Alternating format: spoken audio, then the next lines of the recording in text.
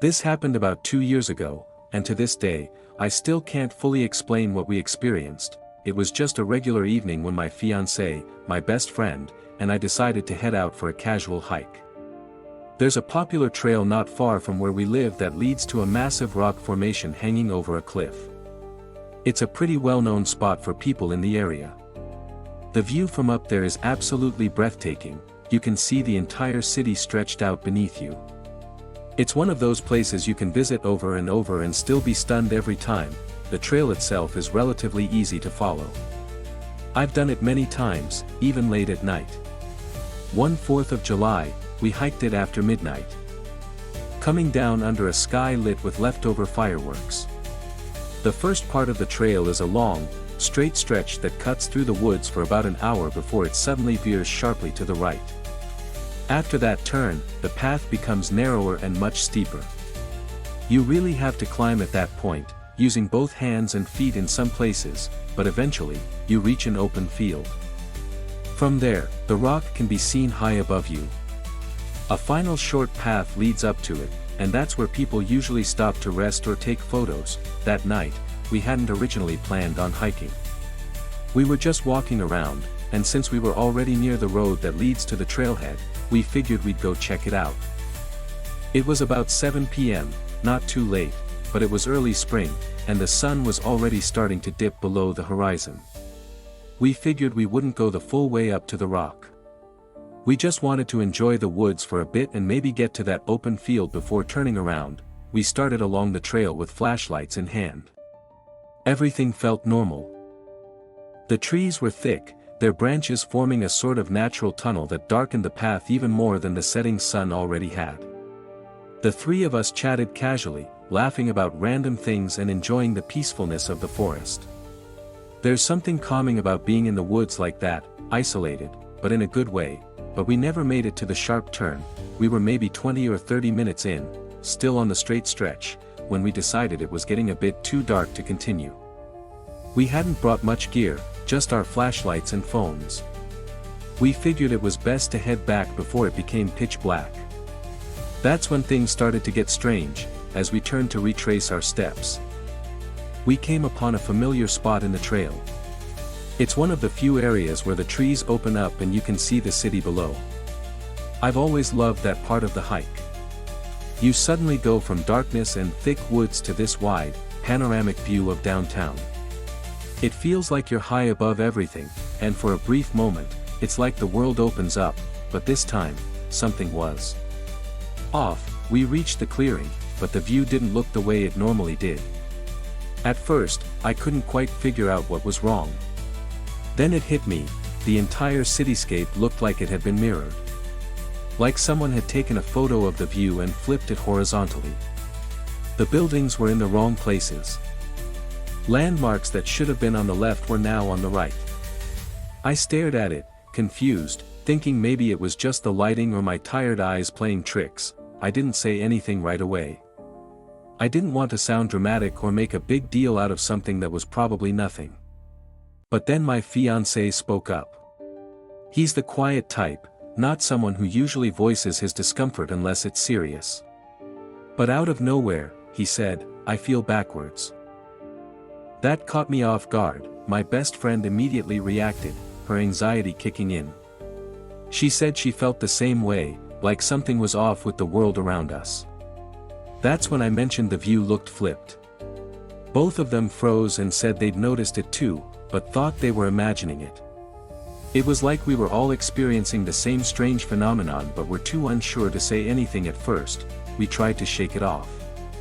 Maybe we were just tired, maybe the darkness was messing with our perception.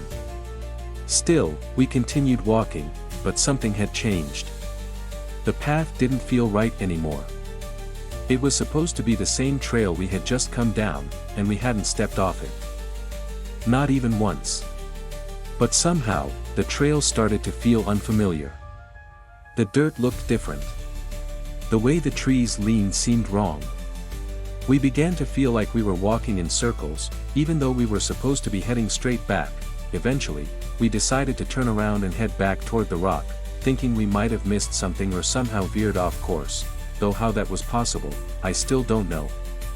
When we returned to the clearing, that weird mirrored view of the city was still there, unchanged.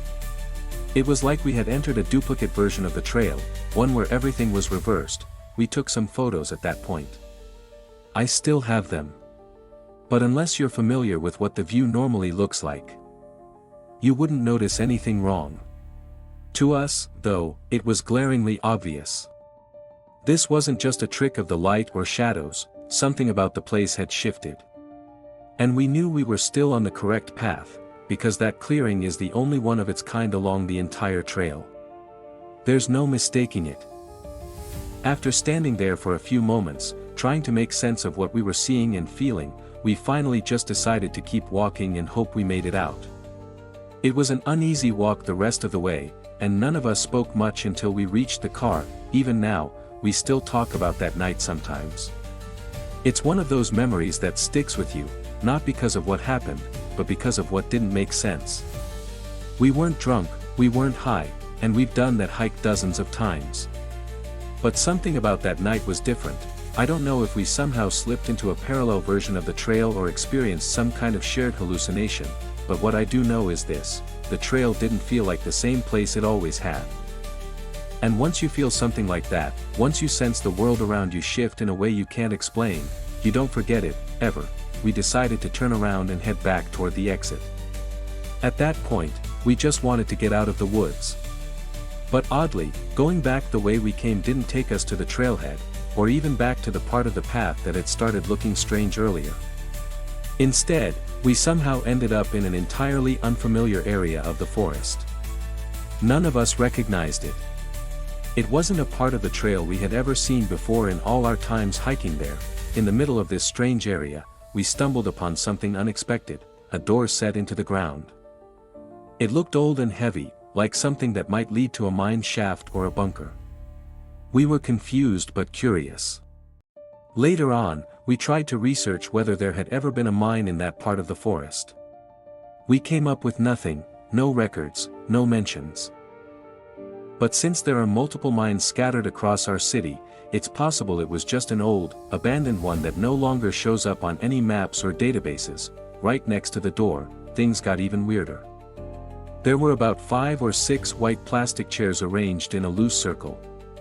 Around the chairs were several small pieces of white fabric or cloth, just lying on the ground. It looked like someone had tossed them there, but they didn't seem like they belonged to anything.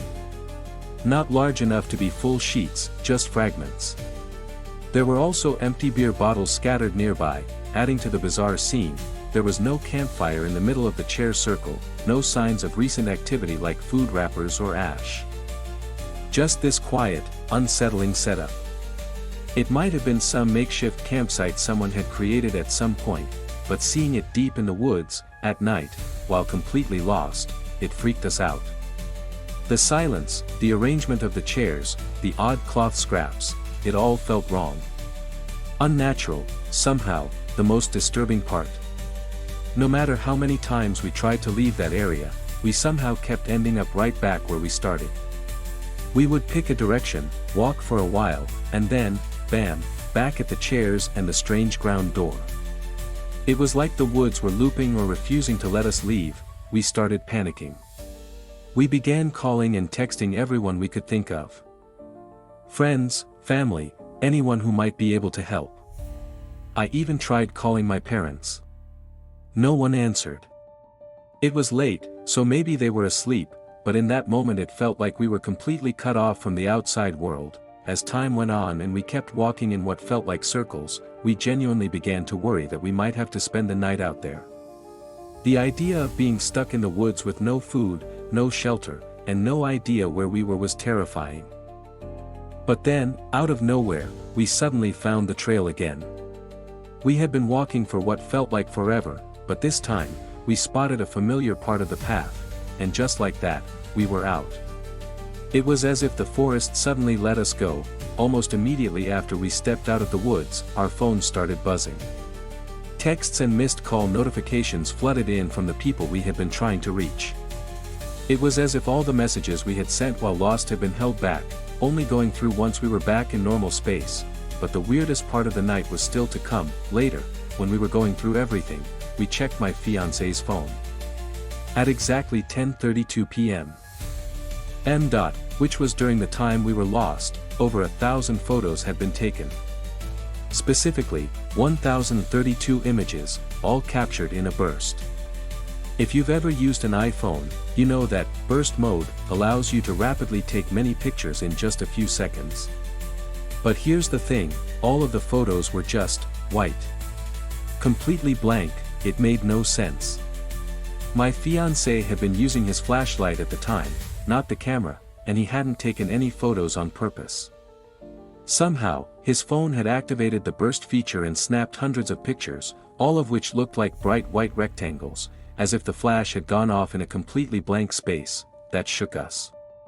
It was just one more thing that didn't add up. We didn't go back for almost a year after that. The experience stuck with us. Eventually, my fiancé and I decided to revisit the area, just to see if we could find the place again. Maybe if we found the ground door or the chairs, we could make some sense of what had happened, but we couldn't find anything.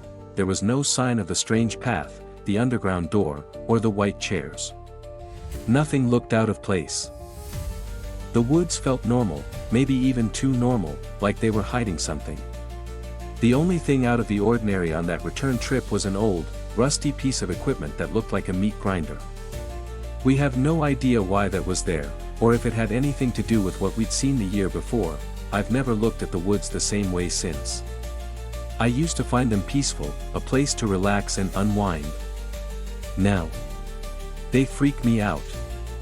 I can't go into a forest, day or night, without thinking about that night and the things we saw. It's one of the most unsettling experiences I've ever had. Sometimes I worry people won't believe me when I talk about it. It does sound crazy, doors in the ground, chairs in circles, thousands of ghostly pictures appearing on a phone. If I hadn't lived through it myself, I'd probably be skeptical too. But I'm telling the truth. I'm not trying to impress anyone or make something up. I'm just hoping that someone else out there has gone through something similar or might have an explanation. To this day, my fiancé refuses to talk about it. He gets visibly uncomfortable when I bring it up. My best friend and I will still discuss it from time to time, but even then, we always hit the same dead end. We've considered every logical explanation we can think of, pranks, sleep deprivation, weird lighting, but none of it adds up. It still haunts me. And if you've had a similar experience, or even a theory, I'd love to hear it.